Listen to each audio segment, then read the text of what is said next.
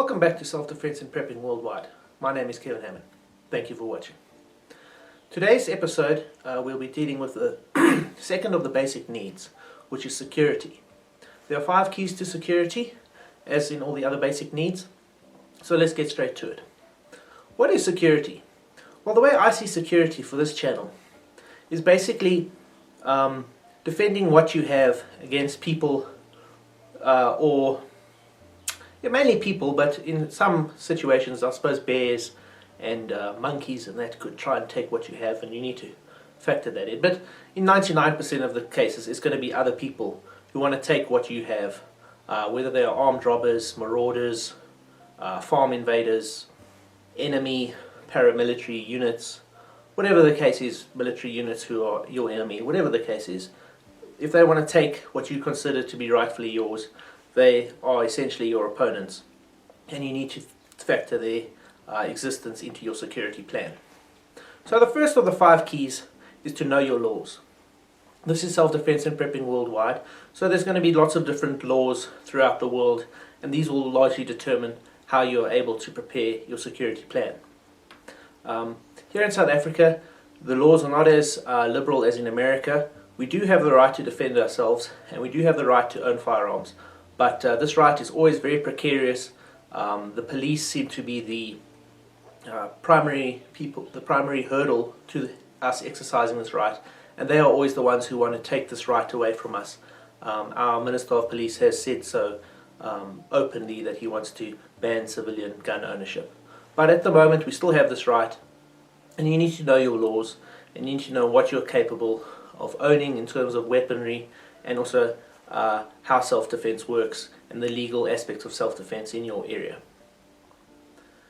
Know your laws and own and defend yourself as the best you are able to within the legal structures that you find yourself in. If you're in a situation like we are in, where there are people in the government or other organizations trying to take away your rights, then I suggest you join a organization such as Gun Owners South Africa or the NRA, something like that, that fights for your rights, and then you can also use your energy and your enthusiasm in a productive way. You don't just sit back and feel like a victim. You can actually participate and try and protect your rights, try and protect your legal right to defend yourself, around which all security really revolves. So once you know your laws, you also need to know your threats. So, like I say, this channel, depends where you're watching, will depend what your threats are. The threats, if you live in an apartment in London, will be different to staying on a farm in South Africa. So you need to know, who are you likely to be facing, what are they after, how are they armed, and how do they operate. You don't have to be sort of head of intelligence for the police in your area, but you do need to just stay abreast of what crimes and what threats you're facing at the moment. So read your news and just pay attention to what the threat will look like, and imagine yourself dealing with it. If you're likely to face 4 or 5 armed robbers, imagine yourself facing 4 or 5 armed robbers, and how would you deal with that. If you're likely to face one guy with a knife in the streets of UK and you can't carry something for self-defense, you still need to think, how am I going to deal with it? So know your threats. And be involved with organizations that protect your rights, and that you can also have some strength in numbers. So Community Watch, or if you're in America, like a militia. There are dangers to being involved. You need to know the right organization. It needs to be a legal organization. You don't want to be branded a terrorist, because then you'll be going to jail very quickly. Okay, so that's the first key, is know your laws. The second key is to secure your home. Most of the security I'll be talking about will be security based in home defense. We will deal with everyday carry in terms of how you defend yourself out on the streets or in your place of work, in public, but mostly, because I am a farmer, I spend most of my time here on the farm, so most of my security is about, how do I defend myself here, and how do I defend this place. So with that in mind, you need to secure your home. And with that I mean physically secure your home, in terms of like fortifying it and preventing people from breaking in easily. You need to have strong doors on your house, something that can't be kicked in. You need to have security gates if possible. Here in South Africa we generally have a security gate in front of a metal door. You need to do that. Have as many doors as possible. It needs to take as long as possible for someone to break into your house. They can always get in. If someone has a crowbar and some tools, it's a matter of how many minutes does it take for them to get into your house. They will get in. So the the doors and that are just to either deter them because they figure it's going to take a long time and it's going to be difficult, or to delay them. But if someone really wants to get in your house and they're attacking you, no door is going to stop them. They'll just go through the window or through the wall if they have to, or through the roof. So bear that in mind. With that though, you also don't want to have all your defense on the outside. You don't want to have this really strong vault door on the outside, and then once someone gets in, there's just free reign. They can go upstairs, they can go anywhere in the house, they can go to your bedroom, and there's nothing to stop them. So you want to have interleading doors that you can lock within your house. So if the outside doors are locked, and the bedrooms and that have a passage, there should be a security gate or something that you can lock the passage, and then even if necessary lock your actual bedrooms, so that if someone broke in, they would have to get through your outside door, get through the passage door, and then still get through your bedroom door before they got to you, and by which time you could hopefully defend yourself. With doors as well, you need to defend your windows. Here in South Africa we generally have burglar bars, but you need to have these burglar bars, and they need to be on all your windows. If there's one window that doesn't have burglar bars, then you might as well not have any burglar bars. I've heard stories of people who live in these really secure locations with massive amounts of security, and then they wake up and there's someone there in their room with a gun. And how did it happen then? They climbed in through a window in the sort of attic, or there was one window that didn't have any security on it, and they found the weakness and they got in. So you need to have burglar bars, and you need to have lots of locks and doors in your house. Don't have just one door with lots of locks, because if someone kicks a door in, have lots of doors. Have a gate in front of a door, and then keep everything locked away that can be locked away. So that's essentially what they call defense in depth. You need to draw the series of the time it takes of the intruder to get in to attack you. You try and make that as long as possible so that you can defend yourself, and also it deters the attacker. If he has to break in through multiple doors and windows, he'll rather just go to your neighbor who doesn't have anything on his house. So the third key then to security is the most obvious one, which is to be armed. Like I said, know your laws, but whatever your laws enable you to do, you should do that to the maximum. So if you stay in America and you're able to buy an AR-15, buy an AR-15. If you're able to own a 9mm or a pistol for self-defense, own that. I know here in South Africa it's a really long and complicated process to get a license, but go through that long and complicated process. It's a lot of paperwork, and it's a lot of waiting and running back and forth to various police stations and whatnot, but it is possible. So you need to do it and get it done, and be armed as heavily as you can with whatever your laws say in the area. In the United Kingdom, if you can't own a firearm, own a crossbow in your home. We will be dealing with crossbow defense and that. And one of the things that's most important with being armed is to think, not only to have the weapon with you when you need it, but to think of force multipliers. So something like tear gas, it's really, or pepper spray, it's really light. You can keep it in your pocket, and it's legal here in South Africa and in a lot of countries. And it's probably the best thing outside of a firearm in terms of self-defense, because it really evens the playing field. Two guys come at you and you spray them both with gas, you're probably still going to end up winning that fight. So I would really suggest there's little things that sort of multiply your amount of armament. You should also invest in those. So I have a handgun for self-defense that I have a license for. I also have this Rhodesian Roni here that I put the handgun on, that gives me a torch, it gives me spare magazines, and it gives me the ability to aim it like a carbine at night, which will increase my accuracy. So it's kind of like, although I have a handgun, I almost have a semi-automatic carbine. And this is a little thing that just multiplies the ability for me to fight back. I also have made my own body armor, and you need to also try and think about, if you can afford body armor, get body armor. Get as much stuff as you can, depending on your budgets and that, but don't not be armed. Don't think you can fight guys off with your hands.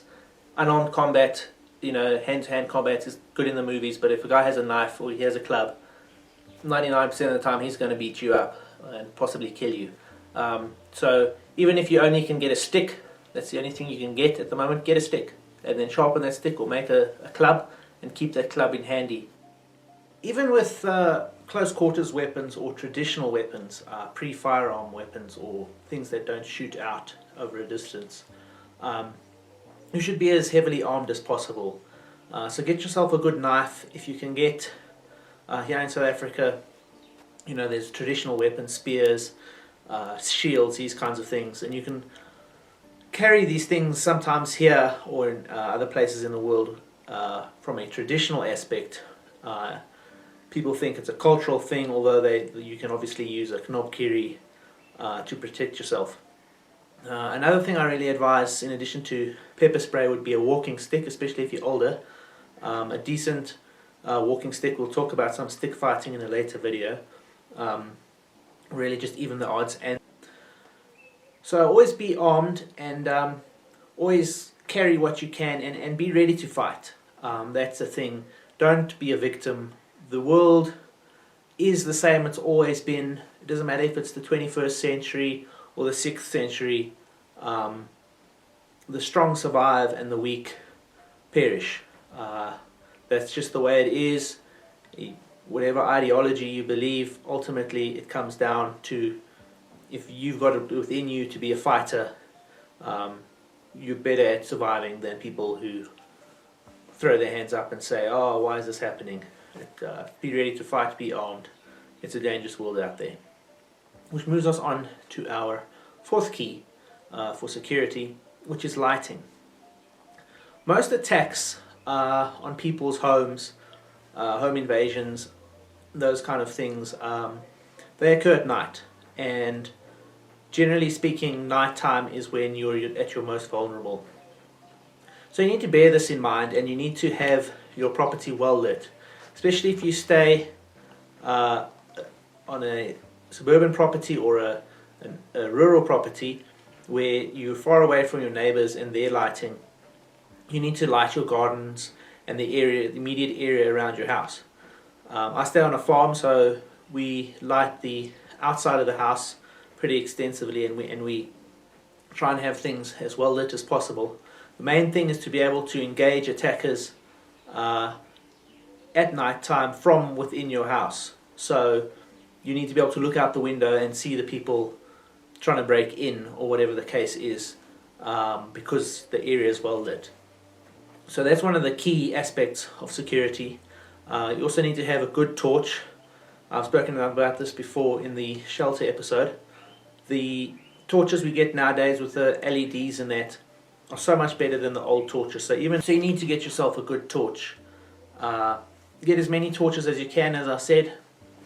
It's better to have 3 or 4 torches than one that you can't find when you need it.